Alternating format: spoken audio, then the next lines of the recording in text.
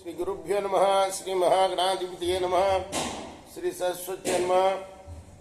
భక్తులారా, వ్యాస ప్రోక్త మహాభారత ఇతిహాసం ప్రభాత పూజలు అయిన తర్వాత మన దేవాలయంలో తప్పనిసరిగా చెప్పుకున్నాం.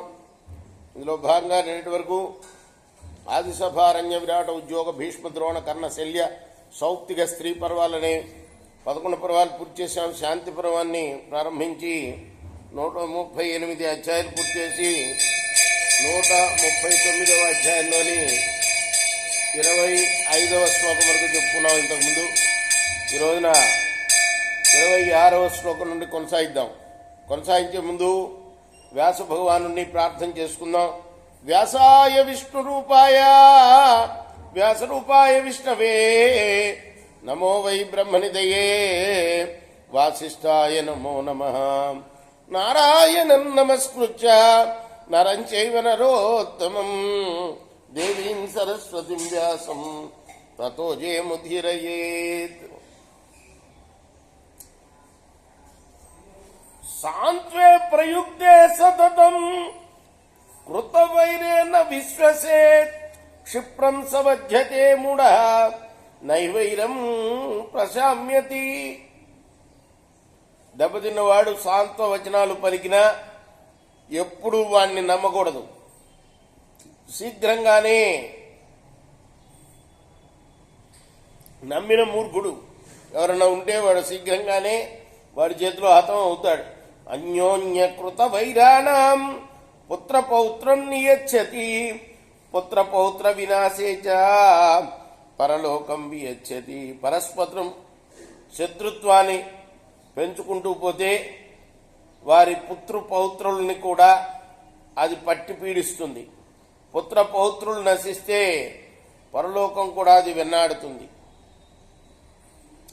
సర్వేషాం కృత వైరాణం అవిశ్వాస సుఖోదయ ఏకాంతతో న విశ్వాస కార్యో విశ్వాసఘాతకై. మాఘపురాణం ఇవి రామకృష్ణ లేడా అక్కడ? ఒకరికొకరు అపకారం చేసిన వారికి ఒకరినొకరు నమ్మకపోవటమే సుఖహేతు. విశ్వాసఘాతకులు ఎప్పుడు కూడాను విశ్వసించకపోవటం అవసరం. నా విశ్వసేద విశ్వస్తే విశ్వస్తే నాతి విశ్వసేత్ విశ్వేశాత్ భయముత్పన్నం అపి మూలం నికృంతతి కామం విశ్వాసయేదన్యాన్ పరేషంచన విశ్వసేత్. నమ్మ తగని వాడిని నమ్మకూడదు. నమ్మ తగిన వాడిని కూడా మిక్కిలిగా నమ్మరాదు. విశ్వాసం వల్ల పుట్టిన భయం విశ్వసించిన వాడిని సమూలంగా నశింపజేస్తుంది. అందరినీ నమ్మించగలగాలే కానీ తాను ఎవరిని నమ్మకూడదు. ఇప్పుడు మాతాపిత బాంధవానం వరిష్ట భార్యే జరా బీజమాత్రంతు పుత్ర భ్రాతా శత్రు క్లిన్న పాణిర్వయస్య ఆత్మా హ్యేకః సుఖ దుఃఖస్య భోక్త. బంధువుల్లో తల్లిదండ్రులు అందరికన్నా ఎక్కువ. భార్య అంటే రూపుకట్టిన వార్ధక్యం. పుత్రుడు తన అంశనే. మాతాపిత బాంధవానాం వరిష్టం. భారతంలో ఎన్నిసార్లు చెప్తారు. తల్లిదండ్రుల్ని చాలా గౌరవంగా చూడాలి. అనుక్షణం వాళ్ళని కనిపెట్టి ఉండాలి.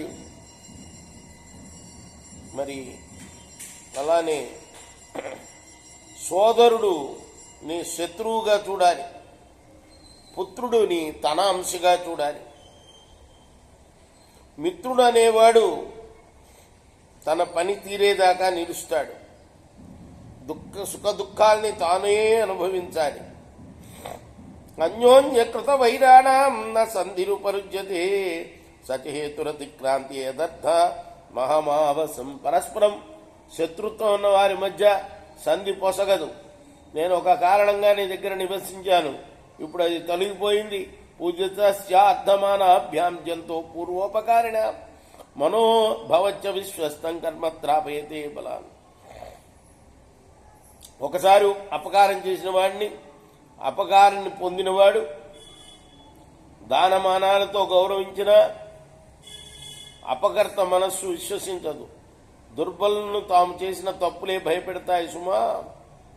పూర్వం సమ్మాననాయత్ర పశ్చాశ్చైవ విమానన జఖ్వా తత్వాన్ స్థానం శత్రు సమ్మానితోపి సన్. ఒకప్పుడు గౌరవాన్ని పొంది ఆ తర్వాత పరాభవానికి గురైతే సత్వసంపన్నుడైన మనిషి ఆ స్థానాన్ని తప్పక విడనాడాలి. శత్రువు చేత సత్కరింపబడుతున్నా సరే. ఉచితాస్మి తవాగారే దీర్ఘకాలం సమర్చిత తదిదం వైరముత్పన్నం సుఖమాసు ప్రజామ్యం. నీ కొలువులో మన్నన పొందుతూ చాలా కాలం నివసించాను, ఇప్పుడు వైరం ఏర్పడింది, వెంటనే వెళ్ళిపోవటమే సుఖకరం కాబట్టి నేను వెళ్తాను అన్నాడు బ్రహ్మదత్తుడితోటి ఆ పూజని. ఎవరి పూజని? పాపం రోజు ఎంతో ప్రేమగా రాజుకు సేవ చేస్తూ ఉండేది. కానీ దాని బిడ్డని ఈ బ్రహ్మదత్త మహారాజు యొక్క కొడుకు చంపేస్తాడు ఆడుతూ పాడుతూ. అప్పుడు ఇక నేను ఇక్కడి నుంచి వెళ్ళటమే ఉత్తమం అని చెప్తుంది బ్రహ్మదత్తుడికి అనమాట. రేపు మనం ఆ పూజని ఇంకా ఏమేం చెప్తుందో ఆ విశేషాలని చెప్పుకున్నాం. కృష్ణార్పణమస్తు. సాయి కృష్ణార్పణమస్తు.